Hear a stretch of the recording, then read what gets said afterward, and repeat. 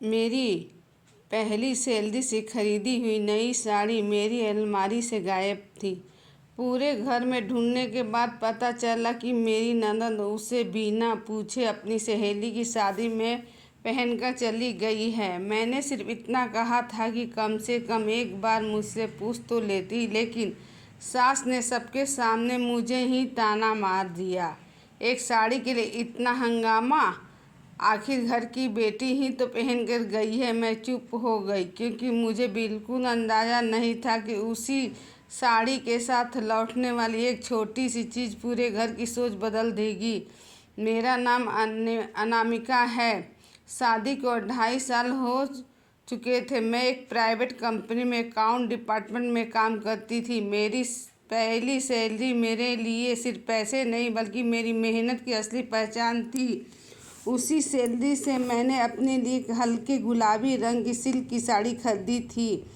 कीमत बहुत ज़्यादा नहीं थी, लेकिन उस साड़ी की कीमत मेरे लिए उसकी रसीद से नहीं, उससे जुड़ी यादों से थी। मैंने उसे सिर्फ एक बार ऑफिस के लिए एनुअल फंक्शन पहना था और फिर बहुत संभाल कर अलमारी में रख दिया था।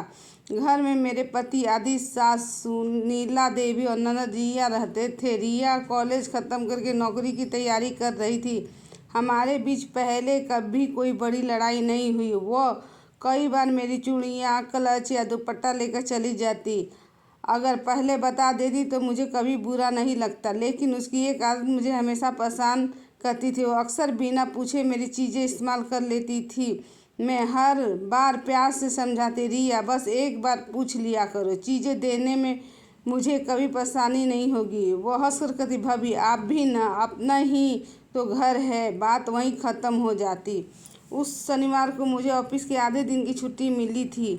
अगले हफ्ते मेरे कॉलेज की सबसे अच्छी दोस्त की शादी थी और मैंने तय किया था कि उसी गुलाबी साड़ी को पहनूंगी। शाम को मैंने अलमारी खोली तो साड़ी वहाँ नहीं थी। पहले लगा शायद मैंने दूसरी शेल्फ में रख दी होगी। पूरा घर देख लिया, लेकिन साड़ी कहीं नहीं मिली। तभी पड़ोस की आंटी मुस्कुराते बोली, बहू तुम्हारी ननद तो आज बड़ी सुंदर लग रही थी, नई गुलाबी साड़ी पहनकर अपनी सहेली की शादी में गई है। मेरी धड़कन एक पल के लिए रुक गई। मैंने तुरंत रिया को फ़ोन किया, उसने फ़ोन नहीं उठाया। फिर आदित्य को फ़ोन किया, उसने कहा रिया सुबह जल्दी निकल गई थी, शायद उसी ने पहन ली होगी, शाम तक आ जाएगी। मैंने धीरे से कहा, कम से कम मुझसे पूछ तो सकती थी। अगले हफ्ते मुझे भी वही साड़ी पहननी। आदित्य बोला, इतनी सी बात है, आने दो, बात कर लेंगे। शाम को रिया घर लौटी। उसने बड़े आराम से साड़ी उतारी और मेरे बिस्तर पर रख दी। मुस्कुरा कर बोली, भाभी देखो कितनी तारीफ हुई इस साड़ी की, आपकी पसंद सच में बहुत अच्छी है। मैंने साड़ी उठाई और सिर्फ इतना पूछा, रिया एक बार मुझसे पूछ लेती तो क्या मैं मना कर देती? वो तुरंत बोली, आप ऑफिस में थी, फ़ोन नहीं उठा रही थी, देर हो रही थी इसलिए पहन ली। तभी सास भी वहाँ आ गई। उन्होंने मेरी बात सुने बिना कहा, बहू एक साड़ी के लिए इतना हिसाब किताब मत किया कर, आखिर घर की बेटी ही तो पहन के गई थी। मैंने शांत आवाज़ में कहा, माँ जी बात साड़ी की नहीं, बिना पूछे लेने की है। लेकिन मेरी बात पूरी होने से पहले उन्होंने जवाब दे दिया, आजकल की बहुएं अपनी चीज़ों पर इतना अधिकार जताती हैं कि जैसे बाकी लोग पराए हों। मुझे बहुत बुरा लगा, लेकिन मैंने बहस नहीं की। मैंने साड़ी वापस अलमारी में रखने के लिए जैसे उसे फैलाया तो देखा कि साड़ी का पल्लू थोड़ा सिकुड़ा हुआ था, जैसे कहीं जल्दी में प्रेस किया गया हो। मुझे थोड़ा अजीब लगा, लेकिन मैंने सोचा शायद मेरा वहम होगा। अगले दिन जब मैं साड़ी को ड्राई क्लीनर के तैयार कर रही थी, तभी उसकी फॉल के अंदर कुछ कागज़ जैसा महसूस हुआ। पहले लगा कोई टैग होगा जो निकालना भूल गई हूँ। मैंने उंगली से उसे बाहर निकाला तो एक छोटी सी मुड़ी हुई बुटीक की रिपेयर रसीद थी। रसीद पे साफ लिखा था, साड़ी का फटा हुआ पल्लू, सिलाई एवं फॉल रिपेयर। तारीख वही थी जिस दिन रिया शादी में गई थी और शाम 7:40 में। कुछ पल तक उस रसीद को देखती रह गई। मेरे मन में सिर्फ एक सवाल था, अगर सब कुछ ठीक था तो साड़ी की मरम्मत चुपके से क्यों कराई गई? मैंने किसी से कुछ नहीं कहा, रसीद को वापस मोड़कर अपने पर्स में रख लिया। उस समय मुझे साड़ी के फटने से ज़्यादा दुख इस बात का था कि मुझसे सच छिपाया गया, लेकिन मैंने फैसला कर लिया था कि इस बार मैं जल्दबाजी में किसी पर आरोप नहीं लगाऊंगी, पहले पूरी बात जानूंगी। मुझे नहीं पता था कि अगले ही दिन यही छोटी सी रसीद पूरे घर के सामने ऐसा सोच खुलने वाली थी जिसके बाद सबसे पहले मेरी ननद की आंखें झुक जाएंगी। अगली सुबह मैं हमेशा की तरह ऑफिस जाने के लिए तैयार हुई, लेकिन मेरे मन में बार बार वही छोटी सी रिपेयर रसीद घूम रही थी। मैं चाहती तो उसी समय रिया से पूछ सकती थी, लेकिन बिना पूरी बात जाने किसी पर आरोप लगाना मुझे सही नहीं लगा। मैंने रसीद अपने पर्स में रख ली और ऑफिस चली गई। पूरे दिन काम करते हुए मेरा ध्यान उसी बात पर था। शाम को घर लौटी तो देखा रिया और साथ ड्राइंग रूम में बैठकर शादी की तस्वीरें देख रही थी। मुझे देखते ही रिया मुस्कुराई, बोली, भाभी देखो शादी की कितनी अच्छी फ़ोटो आई है, आपकी साड़ी ने सबका ध्यान खींच लिया। मैंने मुस्कुराकर फ़ोन लिया और तस्वीर देखने तभी एक फ़ोटो पर मेरी नज़र गई। उस तस्वीर में रिया पल्लू एक कुर्सी के कोने में फंसा हुआ दिखाई दे रहा था और उसके चेहरे पर घबराहट छाप दिख रही थी। मैंने कुछ नहीं कहा और चुपचाप फ़ोन वापस कर दिया। रात को जब सब खाना खा रहे थे, मैंने समान आवाज़ में पूछा, रिया शादी अच्छी रही? वह हंसकर बोली, बहुत मज़ा आया भाभी, सबने साड़ी की बहुत तारीफ़ की। मैंने फिर पूछा, बीच में कोई परेशानी तो नहीं हुई? उसने बिना मेरी तरफ देखा, नहीं तो सब बिल्कुल ठीक था। मैंने वही बात ख़त्म कर दी। अगले दिन मेरी दोस्त निशा की शादी थी, जिसके लिए मैंने वही गुलाबी साड़ी पहनने का फैसला किया था। मैंने साड़ी अलमारी से निकाली, लेकिन उसे पहनने से पहले एक बार ध्यान से देखने लगी। तभी मेरी उंगली उसी जगह पर गई जहाँ रिपेयरिंग की सिलाई हुई थी। सिलाई इतनी सफाई से की गई थी कि पहली नज़र में कोई पहचान ही नहीं सकता। मुझे एक पल के लगा कि शायद मुझे ये बात यहीं ख़त्म कर देनी चाहिए। आखिर साड़ी ठीक तो हो चुकी थी, लेकिन अगले ही पल मुझे याद आया कि मुझसे झूठ बोला गया था। अगर रिया उसी दिन सच बता देती तो शायद मुझे बुरा भी नहीं लगता। मैं शादी में गई, लेकिन पूरे समय मेरे मन में वही सवाल था कि आखिर उसने सच छिपाने की ज़रूरत क्यों महसूस की। अगले दिन रविवार था। नाश्ते के बाद पूरा परिवार ड्राइंग रूम में बैठा था। मैंने तय कर लिया था कि अब बात साफ कर लेनी चाहिए। मैंने रिया से कहा, एक बात पूछूं, लेकिन चाहती हूँ कि तुम सच सच जवाब देना। वह मुस्कुरा कर बोली, पूछिए भाभी, मैंने शांत आवाज़ में कहा। जिस दिन तुम मेरी साड़ी पहनकर शादी में गई थी, क्या वो कहीं फट गई थी? मेरा सवाल सुनते ही उसके चेहरे का रंग बदल गया। उसने तुरंत कहा, नहीं भाभी, बिल्कुल नहीं। मैंने दोबारा पूछा, पक्का? उसने इसी बात थोड़ा तेज स्वर में कहा, हाँ बिल्कुल पक्का। तभी मैंने अपने पर्स से वह छोटी सी रिपेयर रसीद निकाली और उसके सामने रख दी। पूरे कमरे में खामोशी छा गई। रिया कुछ सेकंड तक रसीद को देखती रही। उसकी आंखें झुक गई। सास ने हैरानी से पूछा, ये क्या? मैंने धीरे से कहा, इस साड़ी की मरम्मत की रसीद, उसी तारीख और उसी शाम के जब रिया इसे पहन कर गई थी। सास ने तुरंत रिया की तरफ देखा, रिया ये सच है?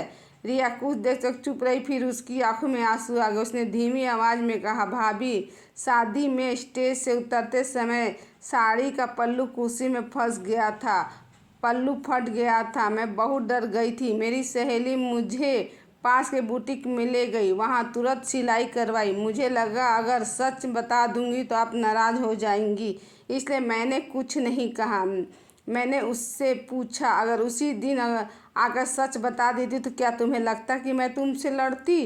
वो रोते हुए बोली, नहीं, लेकिन मुझे अपनी गलती स्वीकार करने की हिम्मत नहीं हुई। फिर माँ ने जब आपकी बात पर मुझे बचा लिया तो मैं और भी चुप हो गई। मेरी नज़र सास की तरफ गई। उन्हें भी समझ आने लगा कि उस दिन उन्होंने मेरी बात सुने बिना फैसला कर दिया था, लेकिन तभी एक बात बाकी थी। मैंने रिया की तरफ देखकर कहा, रिया, मुझे साड़ी फटने का दुख नहीं, दुख इस बात का है कि तुमने मुझ पर भरोसा नहीं किया, और उससे भी ज़्यादा दुख इस बात का है कि जब मैंने सिर्फ इतना कहा था कि बिना पूछे मेरी चीज़ें मत लिया करो, तब मुझे ही गलत साबित कर दिया गया। मेरी बात सुनकर पूरे कमरे में कोई कुछ नहीं बोला। रिया लगातार रोती रही और सास पहली बार बिल्कुल चुप थी। उन्हें शायद एहसास हो चुका था, गलती सिर्फ साड़ी लेने की नहीं थी, गलती सच छिपाने और बिना पूरी बात जाने मुझे ही गलत ठहराने की थी। लेकिन उस दिन उन्हें ये नहीं पता था कि सबसे मुश्किल पल अभी बाकी था, क्योंकि कुछ ही मिनटों बाद मेरे पति आदित्य ऐसी बात कहने वाले थे जिसे पूरे घर को अपनी सबसे बड़ी भूल का एहसास होने वाला था। मेरी बात खत्म होते ही पूरे कमरे में सन्नाटा छा गया। रिया लगातार सिर झुकाए बैठी थी और उसकी आंखों में आंसू रुक नहीं रहे थे। सास भी पहली बार कुछ बोल नहीं पा रही थी। तभी आदित्य ने धीरे से वही रिपेयर की रसीद उठाई और सबके सामने कहा, आज यह बात साड़ी की नहीं है, बात भरोसे की है। उसने मेरी तरफ देखा, बोला, अनामिका, उस दिन जब तुमने सिर्फ इतना कहा था कि बिना पूछे मेरी चीज़ें मत लिया करो, तब मुझे तुम्हारा साथ देना चाहिए था। लेकिन मैंने भी यही सोचा कि छोटी सी बात है, अपने आप ख़त्म हो जाएगी। आज समझ में आया कि छोटी बात तब बड़ी बन जाती है जब सच छिपाया जाता है। उसकी ये बात सुनकर मेरी आंखें भी भर आई। मैंने कभी उससे मंगी साड़ी या पैसे की उम्मीद नहीं की थी। बस इतना चाहती थी कि जब मैं सही हूँ तो कोई मेरे साथ खड़ा हो। तभी रिया मेरे पास आई, रोते हुए बोली, भाभी मुझे माफ़ कर दो, सच कह रही हूँ, मैंने जानबूझकर आपकी साड़ी खराब नहीं की थी। जब वो कुर्सी में फंसकर फट गई तो मैं इतनी डर गई थी कि समझ ही नहीं आया क्या करूं। मेरी सहेली मुझे पास के बुटीक ले गई, वहां सिलाई करवाया और मैंने सोचा कि अगर आपको पता नहीं चलेगा तो बात ख़त्म हो जाएगी। लेकिन जब आपने पूछा तब भी मैं डर गई और झूठ बोल दिया। मैंने उसका हाथ पकड़ पूछा, अगर आज ये रसीद मुझे नहीं मिलती तो क्या तुम कभी सच बताती? उसने कुछ पल चुप रहने के बाद सिर हिलाकर कहा, शायद नहीं, क्योंकि हर दिन डर और बढ़ता जा रहा था। उसकी ये बात सुनकर सास की आंखें भर आई। उन्होंने रिया की तरफ देखा और बोली, बेटी, गलती साड़ी फाड़ने से नहीं हुई, गलती सच छिपाने से हुई, और मुझसे उससे भी बड़ी गलती हुई। मैंने बिना पूरी बात जाने अपनी बहू को ही गलत ठहरा दिया। इतना कहकर वह मेरी तरफ मुड़ी और पहली बार पूरे दिल से बोली, बहू, उस दिन जब तूने कहा था कि बिना पूछे चीज़ें मत लिया करो, तब मुझे तेरी बात सुननी चाहिए थी। मैंने हमेशा यही सोचकर रिया के पक्ष लिया कि वो मेरी बेटी है, लेकिन मैं ये भूल गई कि तू भी इस घर की बेटी जैसी ही है। मुझे माफ़ कर दे। मैंने उसकी बात ध्यान से सुनी और शांत आवाज़ में कहा, माँ जी, अगर उस दिन आप मेरी बात पूरी सुन लेती तो शायद आज यह दिन नहीं आता। मुझे साड़ी खराब होने का दुख नहीं था, दुख सिर्फ इस बात का था कि मेरी भावनाओं की कोई कीमत नहीं समझी गई। तभी आदित्य कमरे से बाहर गया। कुछ देर बाद वापस लौटा। उसके हाथ में वही साड़ी का डिब्बा था। उसने मेरे सामने रखकर कहा, आज ऑफिस से लौटते समय मैं उसी बुटीक गया था। वहाँ मुझे पता चला कि डिज़ाइन अब भी मिल रही है। मैंने तुम्हारे लिए बिल्कुल वैसी ही नई साड़ी खरीद ली है। मैंने डब्बा खोला, सचमुच वैसी ही गुलाबी साड़ी अंदर रखी थी। मैंने मुस्कुराई, लेकिन तुरंत डब्बा बंद कर दिया और कहा, मुझे नई साड़ी की ज़रूरत नहीं थी। मुझे सिर्फ यह चाहिए था कि इस घर में मेरी चीज़ों को मेरी अनुमति के बिना कोई इस्तेमाल ना करे। आदित्य ने तुरंत कहा, आज से ऐसा कभी नहीं होगा। तभी रिया बोली, भाभी, आज के बाद मैं आपकी ही नहीं, घर में किसी भी चीज़ बिना पूछे हाथ नहीं लगाऊंगी। अगर कभी गलती से हो गई तो सबसे पहले सच बताऊंगी। सास ने भी सबके सामने एक नियम बना दिया। उन्होंने कहा, आज से इस घर में किसी की भी निजी चीज़ बिना उसकी इजाज़त के कोई इस्तेमाल नहीं करेगा। रिश्ते अपनेपन से चलते, लेकिन अपनेपन का मतलब किसी की चीज़ों पर अधिकार नहीं होता। उसी से पड़ोस की वही आंटी घर आई जिन्होंने उस दिन रिया को मेरी साड़ी में देखा था। उन्हें मुस्कुराकर पूछा, अरे बहू, सुना था साड़ी को लेकर घर में थोड़ी कहाँ सुनी हो गई थी। इस बार सास ने खुद जवाब दिया, कहाँ सुनी नहीं बहन जी, आज हमने एक बड़ी सीख ली है। किसी की चीज़ छोटी हो या बड़ी, उसका सम्मान करना भी रिश्ते का हिस्सा होता है। मैं पहली बार मन से मुस्कुरा दी। उस दिन मुझे समझ में आ गया कि रिश्ते तब नहीं टूटते जब कोई गलती करता है। रिश्ते तब टूटते हैं जब गलती छिपाने के लिए झूठ बोला जाता है। और उसी दिन हमारे घर में एक नई शुरुआत हुई, जहाँ सिर्फ सम्मान नहीं, एक दूसरे की भावनाओं की भी इज्जत की जाने लगी। दोस्तों, अगर आपको ये कहानी